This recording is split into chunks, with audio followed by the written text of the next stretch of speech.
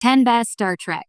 Deep Space Nine Season 1 episodes rank worst to best. When Star Trek Deep Space Nine premiered in 1993, it was immediately clear that this was not going to be your typical Star Trek series.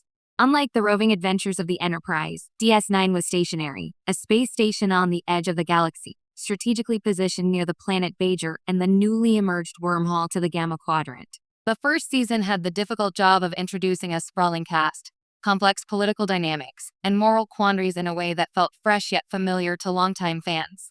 Season 1 was, in many ways, an experimental season. Some episodes leaned heavily on character introductions, while others tried to balance deep moral questions with spacefaring action. Looking back, some episodes have aged like fine latinum, while others, though ambitious, feel a bit shaky today. Here's a ranking of the 10 best Season 1 episodes, from least to most impressive. 10. Captive Pursuit. This episode introduced us to the Gamma Quadrant, but in a surprisingly intimate way. Chief O'Brien is captured by a predatory alien race known as the Tusk, who are using him as part of a deadly hunt. On the surface, Captive Pursuit feels like a classic Trek morality tale. The hunted versus the hunter, duty versus conscience. O'Brien's internal struggle to reconcile Starfleet principles with his compassion for Tusk creates the tension. While the episode does a great job of giving O'Brien some much-needed character depth, it doesn't fully take advantage of DS9's unique setting. The station feels like a backdrop rather than a character. Still, the episode's core is compelling. It raises questions about justice, exploitation, and the responsibilities of a superior society toward a lesser one.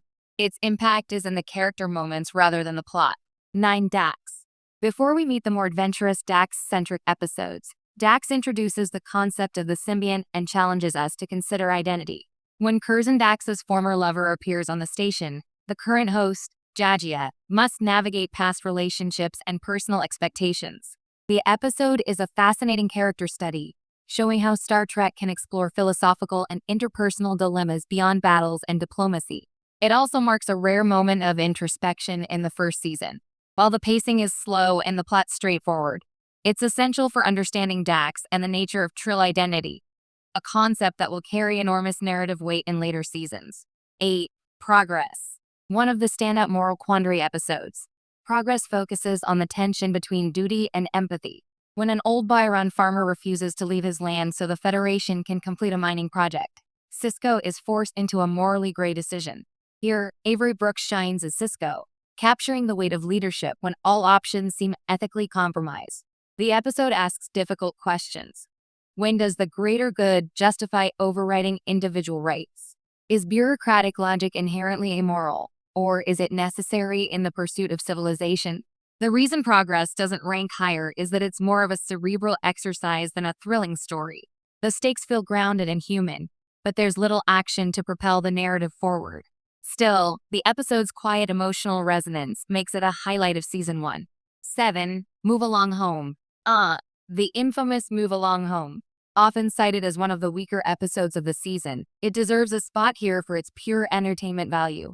The crew is trapped in a game controlled by enigmatic aliens called the Wadi, turning the station into a living board game. While critics have mocked the episode for its campy tone and bizarre concept, it's actually a fun experiment in the flexibility of Star Trek storytelling. It shows DS9 willing to take risks, even if they don't always pay off. Watching Bashir, Dax, Sisko, and O'Brien navigate life or death puzzles with exaggerated stakes is oddly charming, and the episode highlights the station's vulnerability in a way that the next generation rarely explored. 6. The Nagas. Introducing the Ferengi and their cunning leader, Grand Nagasek, this episode is DS9's first real dive into humor and cultural satire. Quark is given the chance to prove his worthiness as a Ferengi businessman while Sisko navigates his own distrust of Ferengi customs.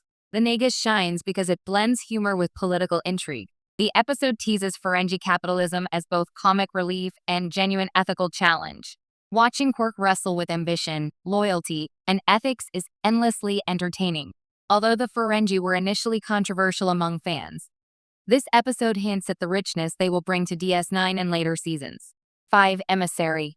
Partially. While Emissary, the pilot, introduces the DS9 universe, it's impossible to ignore its influence on the series' trajectory. Captain Sisko's arrival, the destruction of Bajor, and the discovery of the wormhole set the stage for everything that follows.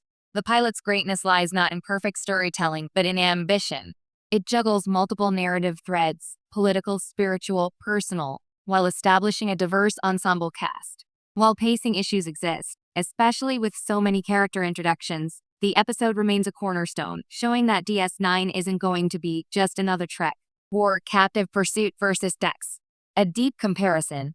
Interestingly, while both episodes explore character identity, they do so in different ways.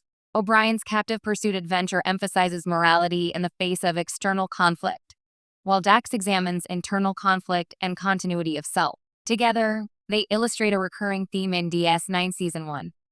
Identity is not fixed. It's molded by experience, obligation, and relationships. This duality is part of why Season 1 still resonates today.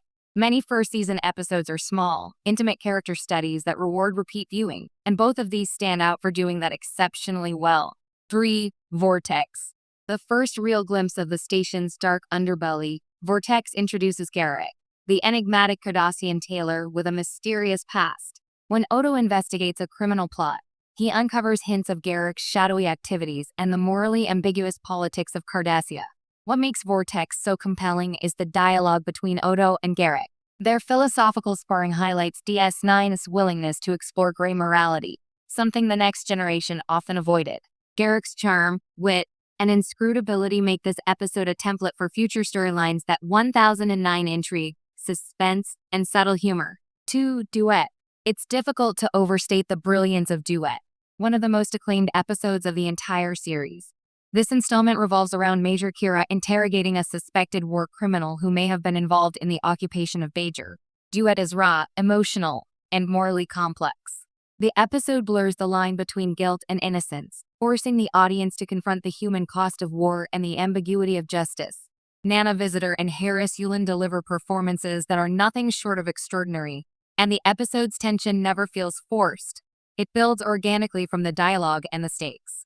This is DS9 Season 1 at its best. Morally challenging, emotionally resonant, and narratively sophisticated. It shows that the station isn't just a backdrop for adventures. It's a place where the consequences of war, occupation, and moral compromise are felt viscerally. 1. The Maquis, Part 1 and 2. Honorable mention/precursor. Though technically Season 2 material, the seeds of the Maquis storyline appear in Season 1 episodes like Progress and Duet. These episodes collectively establish DS9's identity as a morally gray, politically complex series that isn't afraid to examine the consequences of Federation expansion. By 2,